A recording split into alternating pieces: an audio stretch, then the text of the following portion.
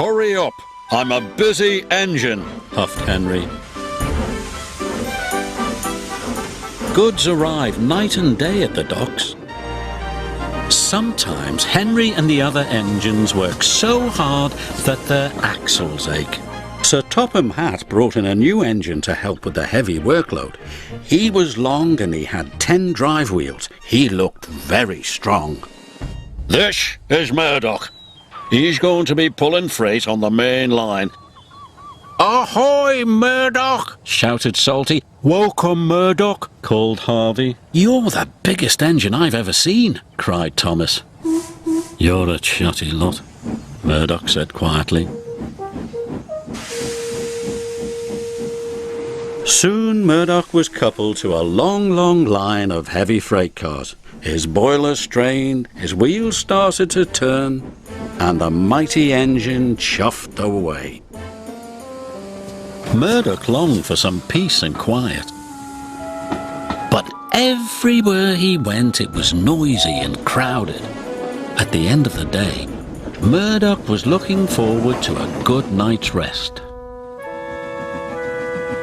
But Salty and Harvey were full of questions. What's the longest train you've ever pulled? Have you worked Marseille? Have you ever crashed? Please, Murdoch chuffed. I want some peace and quiet, and I don't want to share a shed with chatterboxes. No need to be rude, huffed Harvey. We're only being friendly, matey.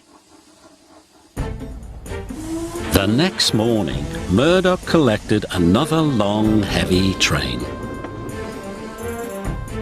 This time he chuffed into the beautiful countryside. It was splendid.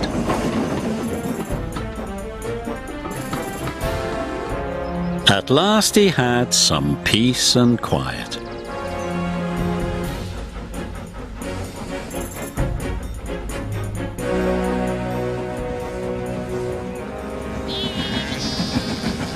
Suddenly his driver applied the brakes.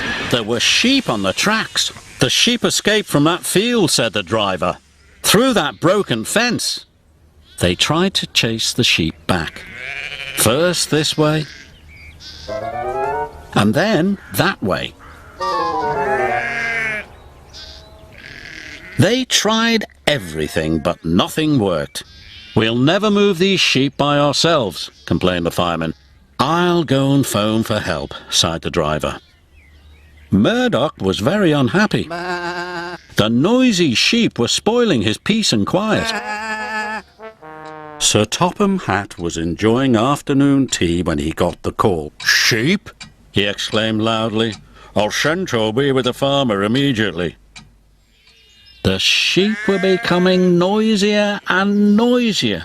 Please stop, groaned Murdoch. I'd rather be back with the chatterbox engines. Just then, Toby chuffed into view. Toby, exclaimed Murdoch, we're certainly glad to see you. Before long, the farmer and his dog went to work. And the sheep were soon safely back in their field. And Murdoch was on his way again.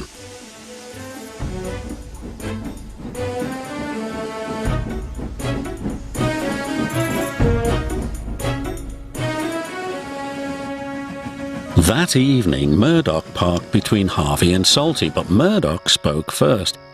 I'm sorry that I was cross, he chuffed. I'm very pleased to share a shed with you. And we're pleased to have your company, said Harvey. Aye, we are, added Salty. It reminds me of a story. Murdoch smiled. The sound of bar, bar, bar would have kept him awake, but a Salty story would send him happily to sleep.